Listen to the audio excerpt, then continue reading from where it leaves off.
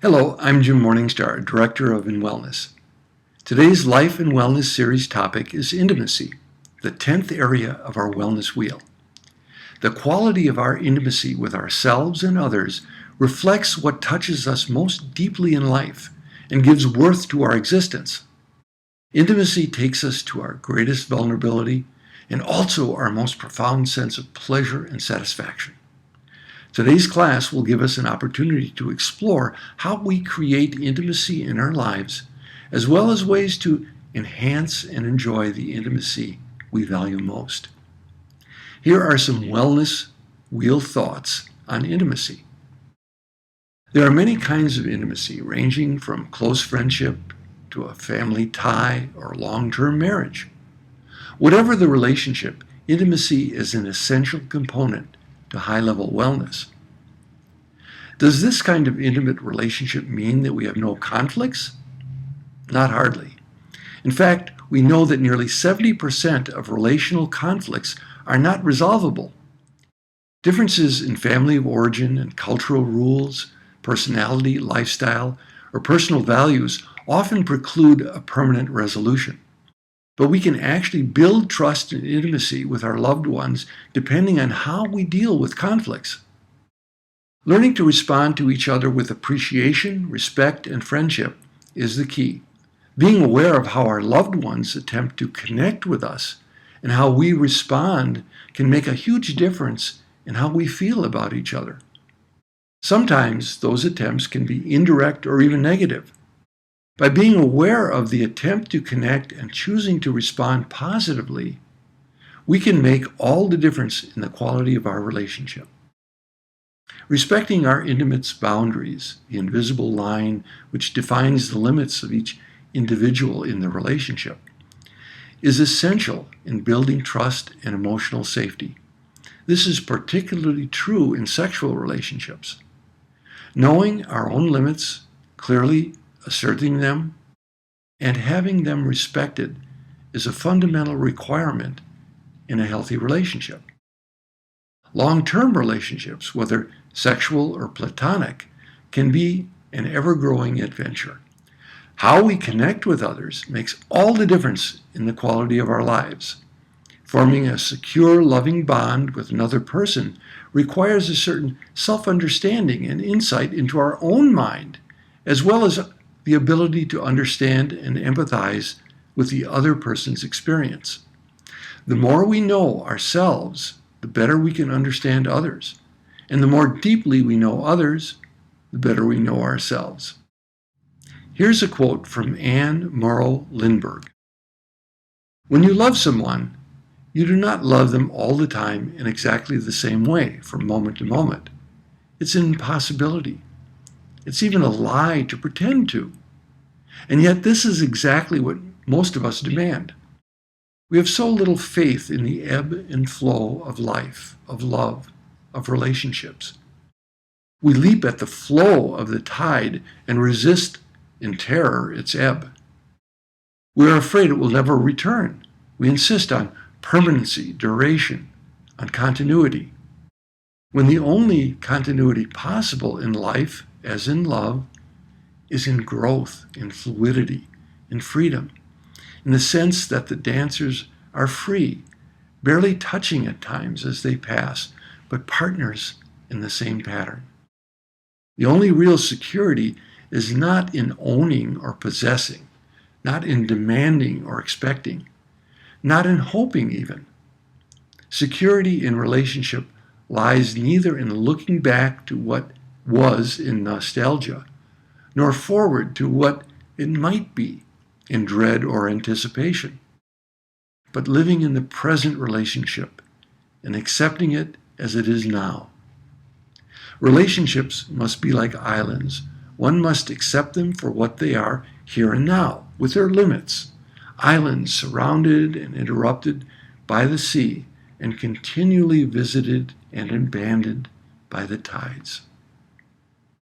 The health benefits of nurturing intimate relationships. In our modern culture, the word intimate has informally become synonymous with sexual intercourse. What we mean here is more in line with the dictionary definition of relating to your deepest and private nature or a close long-term association with another person.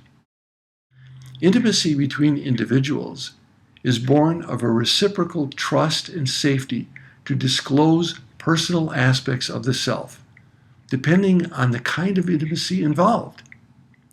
Each relationship is usually cultivated over time and can be quite unique in its makeup. In fact, Howard and Charlotte Kleinbell have distinguished at least 12 different types of intimacy, which can apply to different relationships. Most intimate relationships involve multiple types of sharing and unfold slowly within the relationship as safety is established. The types are emotional intimacy, being emotionally vulnerable; intellectual intimacy, closeness in the world of ideas; sexual intimacy, erotic or orgasmic closeness; aesthetic intimacy, sharing experiences of beauty; creative intimacy, sharing in acts of creating together; recreational intimacy, relating in experiences of fun and play; work intimacy, the closeness of sharing common tasks; communication intimacy, the source of all types of true intimacy, including both verbal and nonverbal communication; crisis intimacy, closeness in coping with problems and pain; conflict intimacy, facing, struggling with differences; commitment intimacy, mutuality derived from common self-investment; spiritual intimacy, sharing ultimate concerns together. The more types of intimacy we experience with another, the more likely we'll feel we are accurately seen and understood. This in turn engenders a lack of self-consciousness and a sense of authenticity when we are in the other's presence. The human brain is a social organ. We are literally hardwired for relationships. Recent scientific research indicates that the brain, the mind, and relationships are so integrally connected and interdependent that we need at least one intimate relationship to thrive. Indeed, our wellness depends on it. The type of intimacy is not crucial. It can be with a spouse or a partner, a family member, friend, or a helping professional. As long as the relationship is characterized by positive regard, self-disclosure, and a sense of unself-conscious connection, there is a kind of integration that happens with both people's mind and body that is health-enhancing. Research documenting the correlation between intimate connections with others and emotional, psychological well-being and physical health has been steadily increasing. Benefits include increased longevity, decreased depression and other psychological disorders, decreased onset or increased recovery from illnesses such as heart disease, various forms of cancer, epilepsy, inflammatory bowel disease, and arthritis. In addition, social support and interpersonal relationships have also been reported to influence the physical health of the elderly, an individual's immune system, reproductive health, smoking and drinking habits, as well as other risk-taking behaviors. An important health tip: be sure to take the time to be with someone you like or love. It's good for both of you, mentally, emotionally, and physically. Feeling completely understood and acknowledged by another person. Have you ever had the experience of feeling felt by another person, of knowing without question that they really get you? Have you ever experienced another person with such empathy and understanding that you're able to sense who they are, what they think, and what they feel? It may sound like we're talking about mind reading or a psychic experience, but this experience that many people have had many times is soundly substantiated by science. Dan Siegel, author of the groundbreaking book, The Developing Mind, calls the experience mind sight, or the seventh sense. It's an experience where two brains become integrated in mutuality. Two separate entities that are differentiated coming together as a whole. During the exchange, verbal and, most importantly, nonverbal communication is collaborative. There are many examples of this phenomenon that we see every day. Have you ever noticed that when you are in deep conversation with someone, you find yourself assuming the same body position as the other person, or vice versa? Or perhaps those people who say they know each other so well, they find themselves finishing each other's sentences. Or when you can communicate volumes in just a glance. That's collaborative communication, which is the result of mind sight. The neuroscientific understanding is that the brains of both people are influencing each other. The other aspect of collaborative communication is that the content of the responses are contingent to the message. They accurately respond to what is being said. This is the skill required in reflective dialogue, which is when the listener replies accurately reflect what the speaker is saying so the speaker feels heard. How does mind sight work? Our brains have evolved with mechanisms that allow us to read the internal states of others. Recently, neuroscientists discovered in the motor area of the frontal cortex of the human brain a region they called mirror neurons. These neurons appear to be responsible for our capacity for empathy, which is one of the first emotions that infants express. These mirror neurons enable us to understand social experience and to put ourselves in the other's shoes. We understand others' internal states by the states that the mirror neuron system creates inside us. Mirror neurons can move from perception to motor action to emotional states to bodily responses very rapidly and outside of our awareness. This is how we get a clear sense of what the other person is feeling. The ramifications are profound.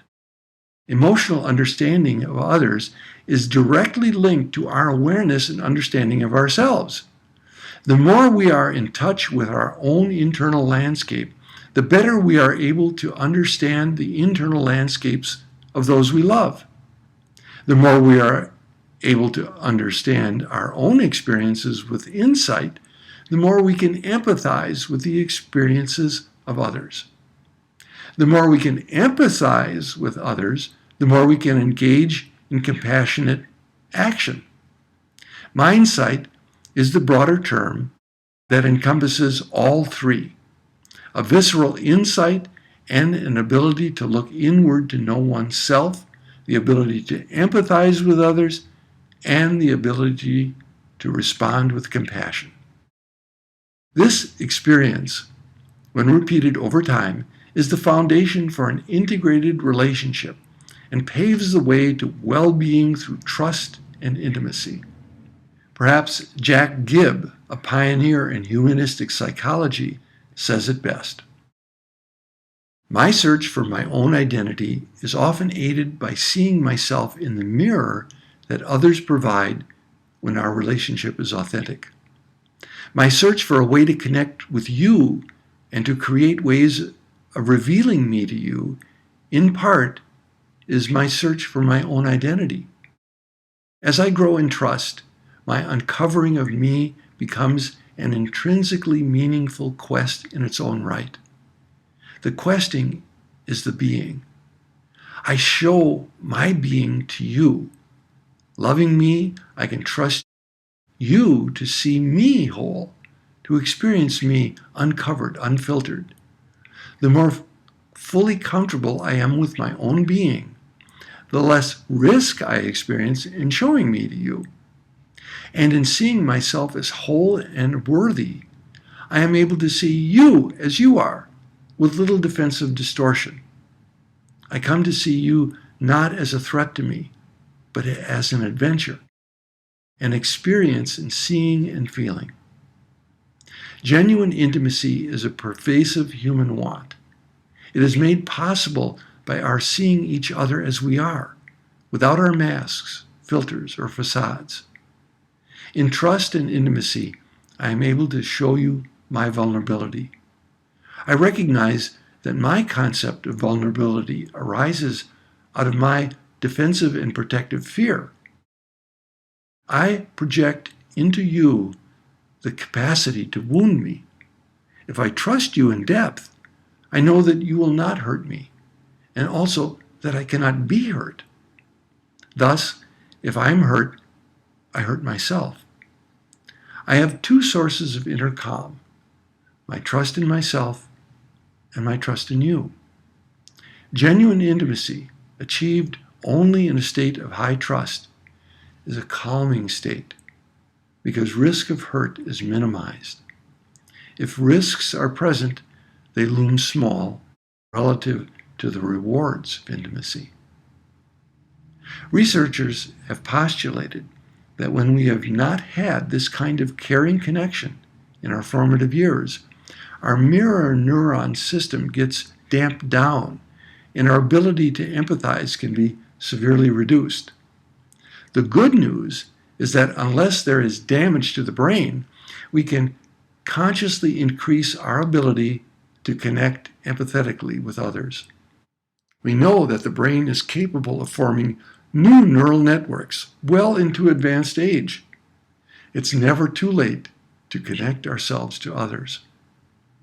Here's a suggested exercise in developing empathy called the internal welcome, creating a space for connection.